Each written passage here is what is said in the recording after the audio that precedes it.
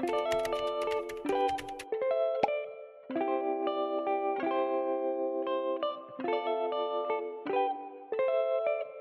just want a fun, fluffy time. Hello everyone and welcome back to my channel. Valentine's Day is upon us. When you're watching this, it's already been Valentine's, so I hope you had a lovely day spending it with loved ones, and that includes yourself. It's literally on my jumper. But leading up to Valentine's Day and throughout the time of Valentine's, I love to really get into my romance era. So I thought we could read 3 different romance books, all books / authors that I have been really desperate to read. The first book that I want to get to in this video is Twisted Games, and actually I am already a bit through this book. I'm currently 40% through, and so far I am liking it a lot more than I did the first one. I read Twisted Love last year and I really wasn't the biggest fan of it. I think I gave it 2 stars. I just found it really boring, and the male main character was too moody and broody for me. Like, he was just plain scary and a bit of a dick, dare I say. I don't know, I just didn't find him attractive, and when you can't get on board with the male main character, I just feel like it makes it really difficult to gel with a romance book. Reese Larson, however, definitely kind of scary, but not so much to his girl. I'm really liking their dynamic at the moment, so this is definitely winning my heart more than Twisted Love did. If you don't know, the Twisted series is an interconnected standalone series that follows 4 girls who all went to college together and they've stayed friends. And we're just following them in each book and their romances. I've connected my mic because Ben is being very noisy. Yes, so in this book we're following Bridget and Reese. Bridget is a princess and Reese is her bodyguard. They don't get off on the right foot. She finds him just be so controlling and like way too overprotective. She's kind of regal, but she kind of really lusts for a life of just freedom. She just wants to do things that a normal 20-year-old would do, and she finds it really hard with the security measures that have to be put in place for her. And especially with Reese taking his job really seriously, she starts to just get really fed up with all of the controlling safety measures that he's putting in for her. But obviously this is a romance, so things do progress, and all I know going into this book was that it's just renowned for a particular spice scene. I'm not gonna lie, even with no context, it was very appealing to me. So I'm very excited to get into that whenever we reach that point. I have already read A Bit of Spice at the 40% mark. It's definitely not like a slow burn. The tension has kind of been bubbling from, I would say, like the 20% mark, where Bridget kind of got over her frustrations with Reese, because it was kind of apparent from the beginning that he had like a magnetic pull towards her, even though he's like, I don't do love, like I'm a bodyguard, I'm ex-military, like love just doesn't work for me. But it's getting good actually, so I'm definitely having a good time with this. I don't think it's like a 5-star read by any means, but it's just a fun time for me at the moment. And half the time when I want to read a bunch of romance books, I'm literally just looking for the fun time. So yeah, I'm hoping to read quite a lot more of this evening, and I will update you guys maybe when I get to that spice scene. And yeah, just to let you know what my thoughts are.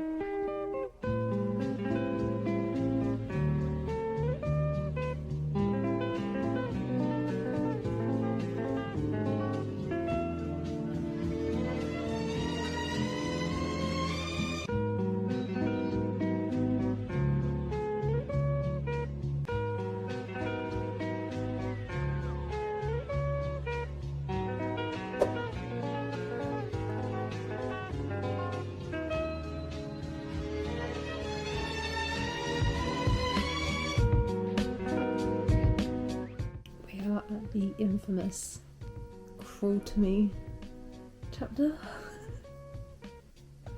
Oh my lord. Okay.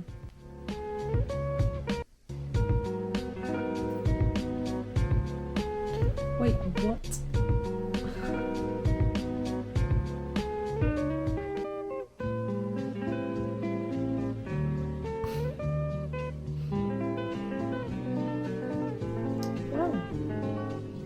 Sat down and we finished Twisted Games last night, and I enjoyed it more than Twisted Love, which I feel like was the one objective that I wanted it to achieve, so well done for that. But I think I'm gonna settle. I've settled on like a 3.5 star. It was just a fun, easy time. It required no brain power, which was exactly what I was looking for from it. So I guess it's kind of met all my expectations, which is why it got a slightly better rating. Because I feel like otherwise, if I was reading this and had high expectations of like a really fleshed out romance that I could like be obsessed with, then I probably would have been disappointed. The story was formulaic, as you would probably expect from the majority of romances, and also very spicy. But regardless, like the plot, I still found very engaging, very entertaining. Did I even explain what it was about? I don't remember, but it's about Bridget, who's a princess, and Reese, who is her bodyguard. And oh, actually, I can't even say a few things because I think they would be spoilers. I don't know what the blurb says for this book, but Bridget is very carefree and a bit wild. She's trying to live her life as normal as possible. I'm getting deja vu. I've definitely said this. They're very two opposing personalities. It's very, I wouldn't say it's grumpy sunshine. Like I don't feel like Bridget is like sunshine personified, but she's still like a pretty happy-go-lucky kind of girl, and I really did like her character, and I feel like we got a lot of character development from her actually. I'd say Reese felt pretty one-dimensional. There wasn't really much about him, which I guess was nice. It gave him a bit of mysterious quality, which maybe made him like a more attractive male main character. I saw a lot of people criticizing how flat and one-dimensional he was, but then equally, given his like background, the fact that he was in the military and then has like been bodyguard for a lot of high profile people, I guess it's kind of been ingrained in him to be very just monotone and held back, and therefore I feel like it makes sense that we don't get to see much else of him, that he doesn't really open up about much, because I guess that's kind of how he's been raised and trained to be. We do still learn some bits about him, especially his childhood, which was quite sad, which gave us a bit more of a background into him and maybe why he is kind of the way that he is, which I appreciated. But I do get the hype. Like, I have seen so many people online like Reese Larson this, Reese Larson that, like people love him. And I understand the hype. I'm not a Reese Larson girl, I don't think. I could appreciate him, and there was a couple of moments where I was a bit like, but I wouldn't say I'm not an obsessed Reese girly. Obviously it's Anna Huang, so I knew there was going to be spice, but there was a part of the book where it was like really spice heavy, like it was almost like forceful. It was chapter after chapter. For me, I don't like that. It starts to make me cringe and feel icky. It just gets boring. It gets a bit redundant. Like, it's not exciting if you're just getting constant spice over and over and over again.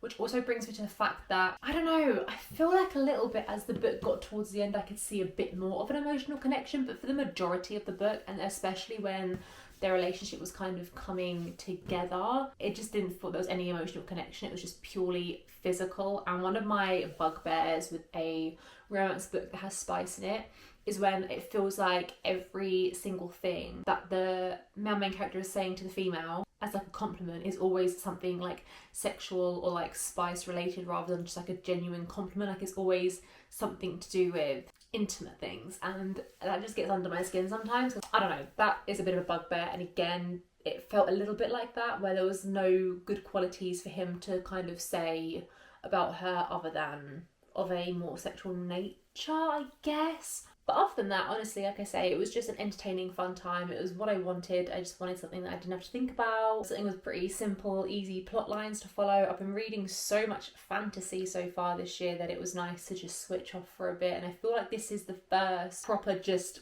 romance book that I think I've read like all year. And it was a great way to kick off this readathon, I'm not going to lie. So the next book is so fitting because it's actually Valentine's Day tomorrow as I'm filming this. And it's an author that I've never read from before, which is really surprising because I see her all over my socials. And this particular book, I think, if I've got it right, is literally set on Valentine's Day, and that is The Do-Over by Lynn Painter. I believe this is a YA romance. I know she writes a lot of YA romances, and I believe it is like a Valentine's Day, Groundhog Day situation, which sounds so interesting. Other than that, I have no idea, but I just want to go in blind and see what happens. So yeah, never read from her before. I'm excited to see what her writing style's like. I'm thinking YA, it's got to be, again, hopefully minimal brain power, easygoing, because that's just the mood that I'm in right now. And I've had like a really busy life, if you will, recently, more so mentally than physically, which makes these easy peasy reads, just so much more enjoyable, because I feel like there's not much capacity in here right now for anything long-winded and complicated, so easy breezy romances are just the way to go for me at the moment.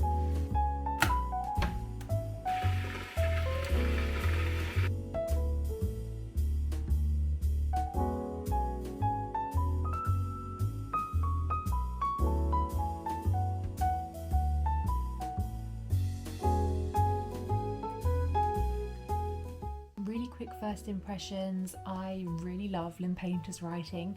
I feel like the very first chapter felt like I could hear it in my head as like a voiceover in like a cheesy American rom-com teen film, and I loved that. Like, that just makes me feel so nostalgic. I also really love the grandma in this book. She just seems like she's like the main character's bestie. What I've learned so far, and I don't believe this is a spoiler, it literally happens in the first chapter, so as I say, it's kind of like a Valentine's Day, Groundhog Day kind of situation. So it keeps repeating itself. On the very first Valentine's Day, our main character, Emily, is so excited. It's her first Valentine's Day with her boyfriend, Josh. They've been together for like 3 months. She's like, oh, he's the perfect boyfriend. They've been getting on really well. And she's all excited for Valentine's Day. She's going to go to school, see him. They're going to exchange gifts, have like the loveliest day together. And then, long story short, after a day of really crap events over and over, she then catches her boyfriend Josh kissing another girl, wakes up the next day, and soon realises that all the events are repeating themselves. And yeah, it's really fun at the moment. My only worry, which I guess I should have seen coming, but I'm just concerned that the story's going to feel quite stagnant and repetitive. Obviously it has to be repetitive to be a Groundhog Day situation, but I'm just hoping Lynn Painter finds ways to keep it fresh and introduce new parts of the story with it occurring on the same day each time, if that makes sense. So I'm just hoping that it doesn't get too boring or redundant, and that we still are introducing new plot lines and pathways for the story to go. But I think I'm just gonna literally sit basically in the dark and read on my Kindle until I go to sleep.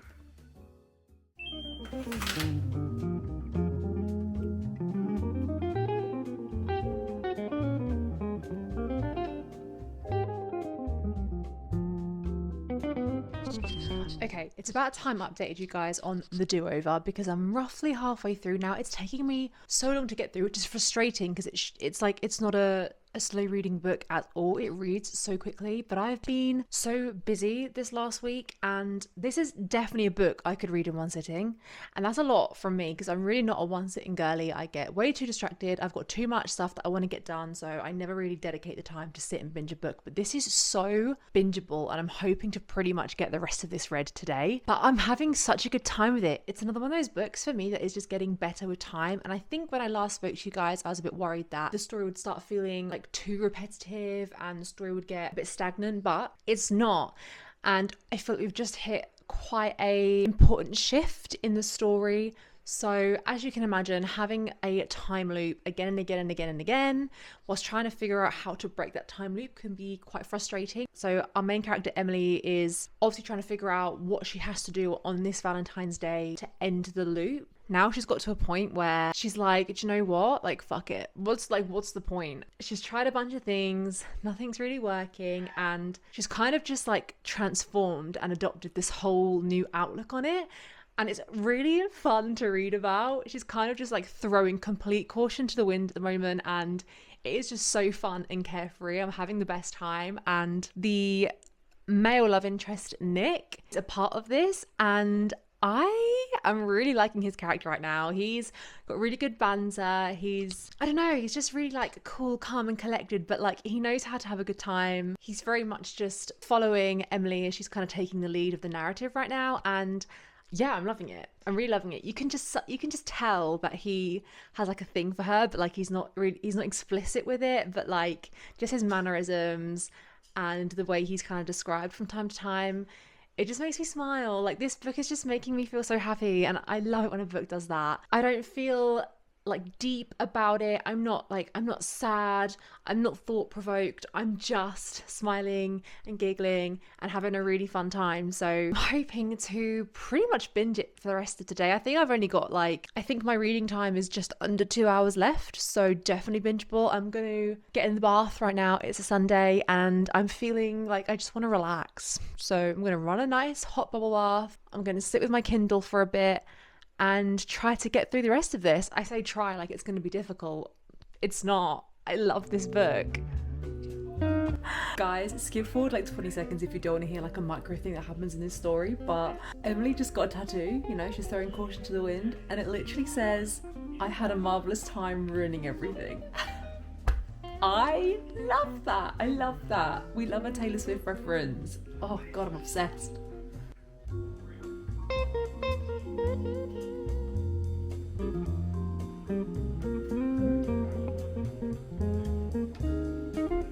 He's literally giving her a piggyback. Why is that so cute? Why is that the cutest thing I've ever read in my life?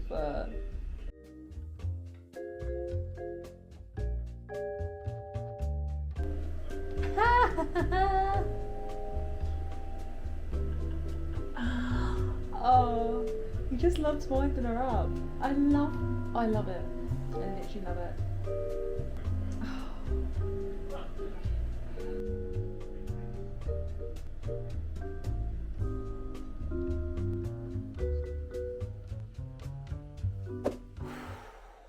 We're cramping, guys. We are cramping hard. So there is a good old hot water bottle in here. But I need to talk to you guys about the do-over, so I'm going to do that. I finished the do-over and I loved it. Honestly, I had the best time and I settled on a 4-star rating for that book. There were times where it was feeling like it could be maybe like a 4.5. I don't think it ever gave me like a 5-star feeling. However, towards the end of the book, I have to say the third act conflict was kind of annoying. It was just one of those really mega miscommunication tropes, which sometimes when it's a YA romance, I find miscommunication slightly more justified because I feel like a lot of the characters sometimes aren't quite at that level of emotional maturity, so it's like I feel like miscommunication is much more likely to happen with younger characters than older characters, but it's still annoying, you know, just use your words. I just love the concept throughout the whole thing. It didn't get boring once. It was just really unique. Like, I'm sure there are plenty of books out there that follow a kind of Groundhog Day formula. I know, very different vibe, but The Seven Deaths of Evelyn Hardcastle was like that kind of situation where the day keeps repeating itself, but it didn't get boring. And I loved how through the Valentine's Day loop we were seeing Emily just develop and progress as a character, and that was really lovely to see and really fun and witty. I also felt like the length and pacing of this book was also just like spot on. It was a pretty short book and I think that was perfect because of the repetitive nature. I fear if it had have been a lot longer, then it probably would have started to get a bit boring. So I think the length was perfect and also the pacing just worked really, really well. I feel like everything was done at the right time. I definitely had a great time with the do-over and I'll definitely be reading more Lynn Painter now moving forwards. But I started the final book of this romance readathon last night. I only read like a couple of chapters before I went to bed, but my next book and last book of the video is going to be Something Wilder by Christina Lauren. Now I'm going to put it out there right now, and it's shameful, but I've never read a Christina Lauren book before. I know, it's horrific. This is actually my book club's book for the month of February, so it's finally kicked my ass into gear. I'm finally going to start a Christina Lauren book, and hopefully, having enjoyed this one, I will continue to prioritise their books a bit better. I've got a couple of them on my shelves as well. Like, I do own Christina Lauren books, I just haven't picked them up, so I'm going to rectify that right now. I'm not like 1000% sure on the synopsis of this book. As far as I'm aware, it's about two characters who from the first chapter, I believe they've now split. I think they were together, they were really happy, and I think they've split up, I'm not sure. I found the beginning of this book, the first couple of chapters, really quite confusing. It also involves a treasure hunt on like islands and stuff. The vibe that I was getting was like a romantic Jumanji. I haven't even seen Jumanji, so I don't even really know what that's about. Basically, my descriptions right now are useless, but I promise I will check in once I've read a bit more and I fully understand what's going on here.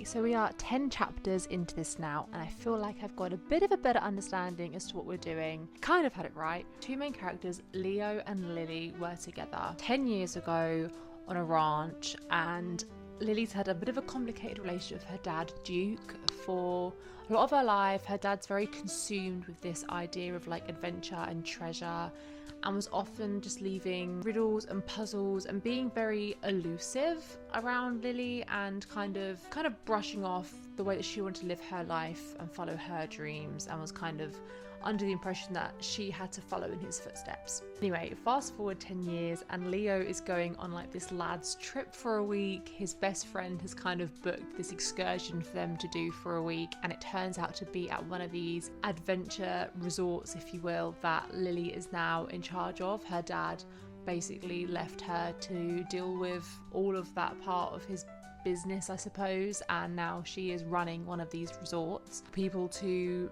go on excursions, go on an adventure and find treasure at the end. Before this, Leo doesn't realise that Lily's obviously going to be working there and leading the expedition, and so it's a bit of a shock to the system when they both realise that they're both there. We've got a second chance romance, which I quite enjoy a second chance romance, and at first, I don't know, setting this up felt a little bit, I don't know, a bit boring maybe, I don't know, I just was zoning out. Like, I was really struggling to process the words on the paper at first, but now we're kind of getting into the swing of it, and I think I'm definitely feeling a bit more invested, because at first I was really worried that it was going to be a bad miscommunication between them for the whole book, but everything's been laid out on the table now, so I feel like we can happily and comfortably go ahead with the rest of this romance. The concept is fun, I just don't know if it's something that I'm that bothered about with the whole adventure and everything. Like, they're having to camp every night, they're going to different remote locations, I think archery and kind of stuff has been mentioned, which sounds like really fun, but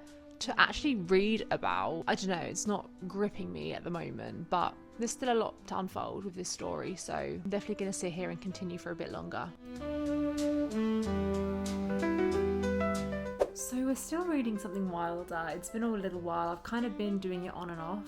It was going better when I last spoke to you guys. Now we've just taken a very, very weird turn. Like, a pretty huge shift in plot, vibe, like everything. I guess if you know, you know. I'm a bit baffled, to be honest. And the chapter following on from that was then a lot of info dumping, believe it or not. I mean, yeah, it's a romance book, but like, we just got so much random like history and information in regards to this like treasure hunt, and it has just like completely lost me again. Put it simply, without spoiling what's happened, it is really not giving romance, like, at all. There is like not one crumb of romance in the last few chapters, and yeah, it's just turned a bit mental, to be quite honest.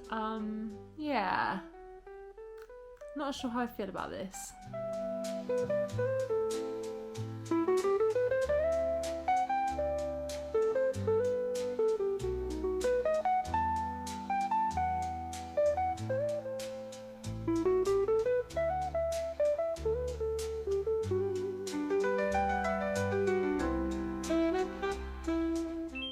Just finished Something Wilder, and I really don't know what to rate this book. I'm stuck between a 2.5 and a 3 star. I feel like mostly left me frustrated, which makes me want to give it a 2.5 star, but then it does feel harsh because there were parts of the book that I did enjoy and definitely qualities that I liked. However, 2.5, like, that's half of a 5 star. That's exactly half, and I feel like there was more things that bugged me that didn't. So I feel like maybe I should just rate it 2.5 star and not feel bad about it. Look, maybe it's my fault. Maybe I didn't do enough research before going into it. Maybe I had slightly different expectations as to what I should have had. However, this just was not fun romance that I wanted it to be, and I've got actually so many thoughts on it. One of the main things was the plot was just so off. And again, maybe this is like a research problem with me, but I was expecting a fun, adventurous romance. Like, I thought the romance would be like the main focus, and then we'd have these fun little adventure moments within a few of the chapters, but that was like not what it was at all. We spent, I would say, like 70% of this book just traveling. It's like traveling from location to location on horses or like on foot, and then just setting up camp and going to sleep. Like that was literally pretty much all we did up until the last part of the book, where like things were kind of unraveling in regards to like finding the treasure and solving these puzzles. But it just was so boring, really. In essence, like what we were following, the plot that we were following was so dead. I feel like the exciting parts that we could have focused on were just completely skipped over, which was such a shame, because I feel like this whole adventure treasure element of this book was such like a USP and like something I've definitely never read before, especially in a romance book, and it just really didn't hit. And then obviously talking about the romance, like it was so minor, honestly, and it was such a shame because our main male character in this book, Leo, I really liked him as a character, and I feel like if we'd actually seen a real good proper insight into him and Lily's relationship, it would have made this book so much better. It was a second chance romance. They had history like 10 years ago and were pining for each other for like a whole decade afterwards. Other than like literally 1 or 2 chapters of them having proper emotional conversations, like we just didn't really get any romance whatsoever, which was, yeah, it was just such a shame because I would have loved to have read about them two properly as characters. And yeah, unfortunately we did not get that. I did like the writing, so I'm definitely not scared of reading more from Christina Lauren because the writing was lovely and there was a couple of quotes that were really stunning, so I can see why some of their other books might be more popular if the plot's hitting a bit better, because I really like the way that they write. So that is definitely a good thing to come away from with this book. But yeah, this book was like just way too serious for a romance. Like some of the themes in this book are crazy, and like I just was not expecting it and was not really looking for that. There was a lot of death, or like the concept of death, and I was like, whoa, where's the fun adventure? Like where has this come from? I just want a fun fluffy time. It did fall flat, to be honest, for me. I always get scared when I rate a book club book low because I'm worried that I'll be like the only one, and then people look at me and they're like, oh god, you have no fun. Like you have no fun. I do, I promise. So from this romance readathon, I feel like we've read 3 very different types of romances. Like we've read Twisted Games, a spicy bodyguard, princess, grumpy sunshine romance. The Do-Over, which was just a fun, cutesy YA romance, which I freaking loved. Definitely the best book from this video. And then like a crazy adventure, puzzle, riddle, second chance romance. Mental, actually. But I hope you enjoyed this video, and I hope you've enjoyed the Valentine's season. We are so close to spring now, and I really can't wait. I love my hermit era. I love staying in and getting cozy, but I think it is finally time to actually touch grass and see a bit of sunshine. If you liked this video, please like, comment and subscribe, and I will catch you next time with a brand new one. Bye friends!